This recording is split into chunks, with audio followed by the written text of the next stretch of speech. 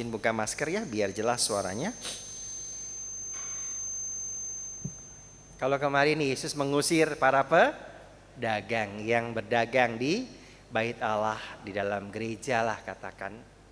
Karena sekarang UMKM sudah harus digalakan ya, biar penduduk, umat, masyarakat itu bisa berjualan di sekitar gereja. Pasti kalau Yesus datang ada yang marah juga pasti ya. Dibongkar kasihan, ada peyek, ada pecel, ada lontong sayurnya, ada kue panadanya dirombak ataupun dibanting ataupun dijungkir balikan Tuhan Yesus. Untung Tuhan Yesus nggak datang ya tahun 2023 ini.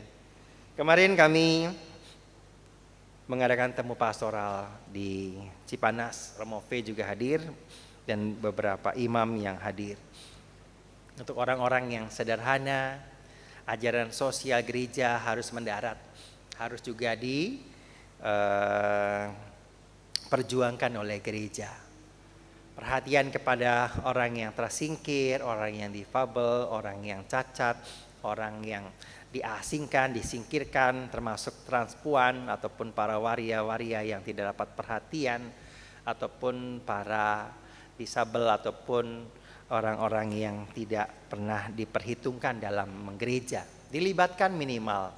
Dan ternyata Triwasa umat paroki Kalvari ya, Mbak Aris, lalu ada Mbak Santi ataupun dengan suaminya Mas Adi kalau tidak salah yang biasa main flute, bernyanyi dan main organ, kita kenal semua, dilibatkan di paroki ini. Dan akhirnya Romo V juga mengatakan umat paroki Kalvari sungguh melibatkan mereka yang tidak lengkap, artinya tidak sempurna secara fisiknya, tapi akhirnya berperan dalam hidup menggereja, mengiringi, bernyanyi, juga membantu hal-hal yang lain. Ini suatu gerakan yang baik untuk kita perjuangkan.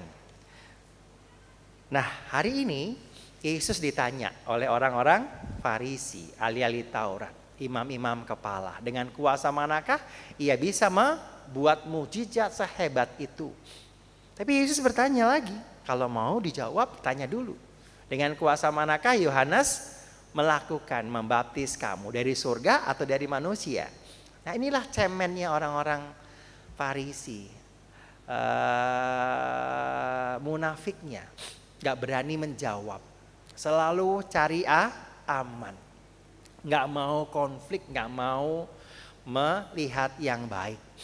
Kalau bilang dari surga, dari atas, kenapa kita gak percaya sama Yohanes ya kan? Dan itulah yang terjadi, orang-orang yang punya iman hanya setengah-setengah, nggak mengakui hal-hal yang baik yang dilakukan oleh orang lain. Maunya njelekin terus, maunya kasih kritik terus, maunya selalu menyalahkan orang lain. Betul ya? Semoga di paroki ini, apalagi di GDI nggak ada ya, kayaknya nggak ada deh, dari ujung sana sampai ujung sana kayak nggak ada. Semuanya pasti baik-baik. Amin. Nah, ini yang harapannya sungguh-sungguh. Tapi kalau kata orang-orang Farisi dan ahli Taurat juga mengatakan kalau dari manusia, orang-orang banyak itu pasti akan marah. Karena Yohanes banyak pengikutnya.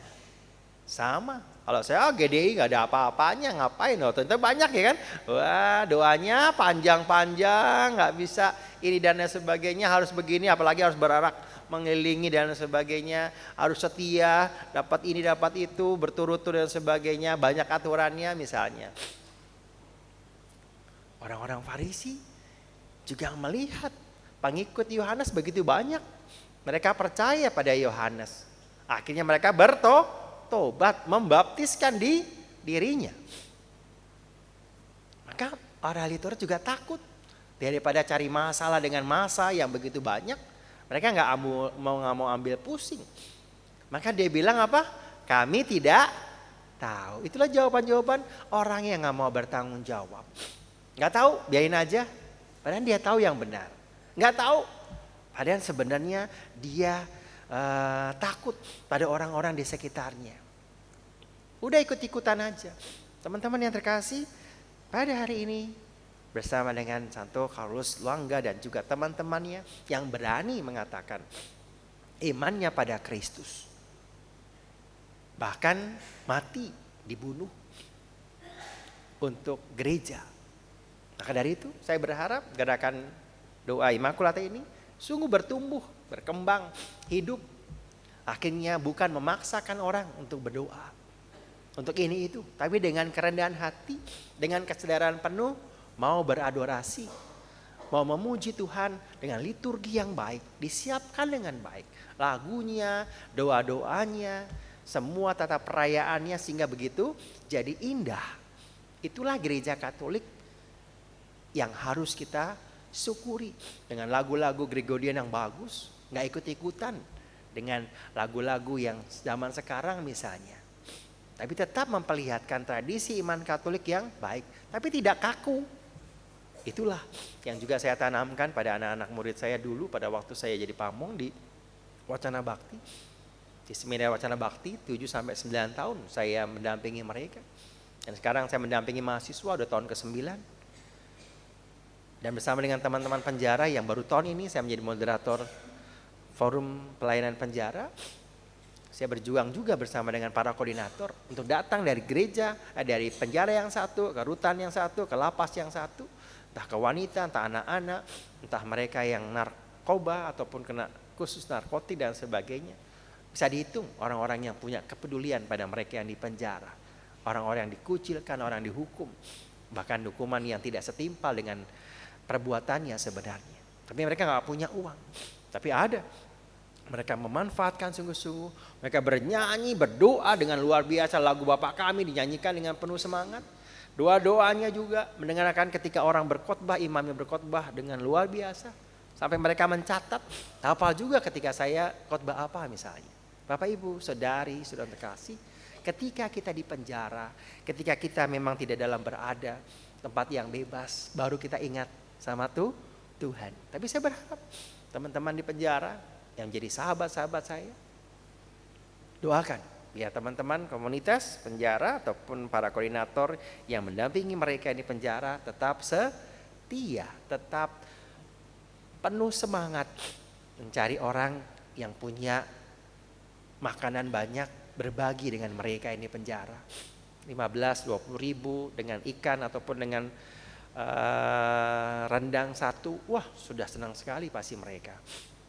Apalagi di akhir tahun ada yang ulang tahun diberikan botol minum, waduh senangnya luar biasa. Atau sikat gigi atau dikasih handuk untuk lap mereka.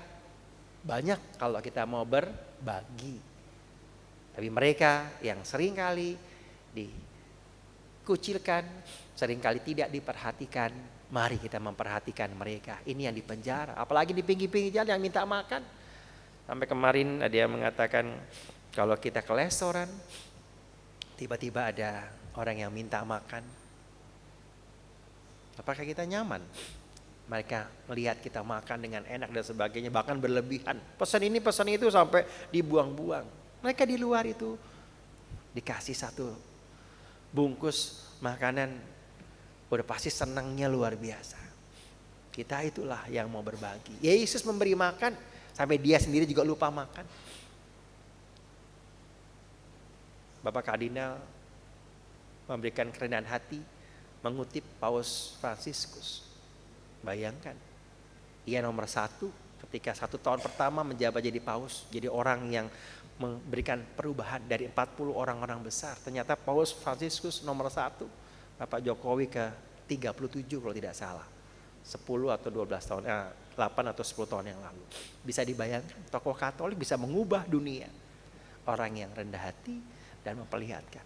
Ia mau menyeka, membasuh kaki perempuan yang juga bukan Katolik dan sebagainya dan sebagainya. Kalau saya cerita pasti akan panjang.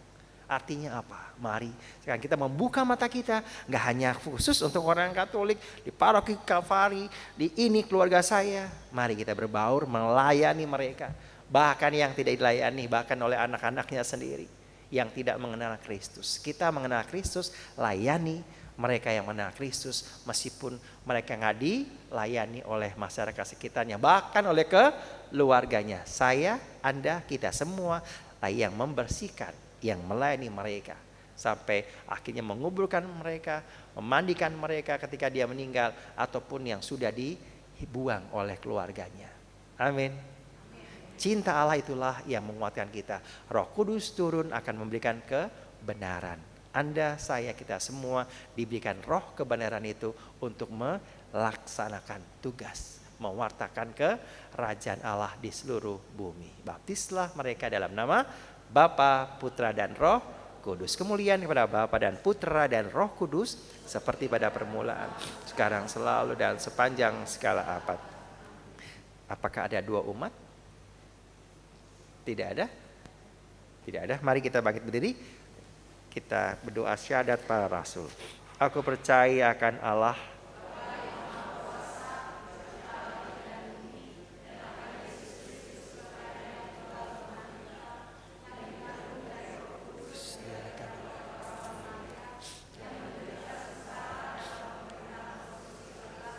disalibkan, wafat, dan dimakan, yang belum menang,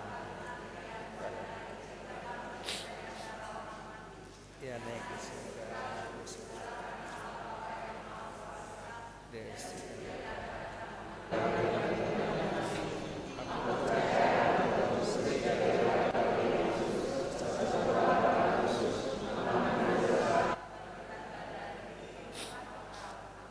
marilah kita berdoa. Allah Bapa di sorga, terimalah doa-doa kami.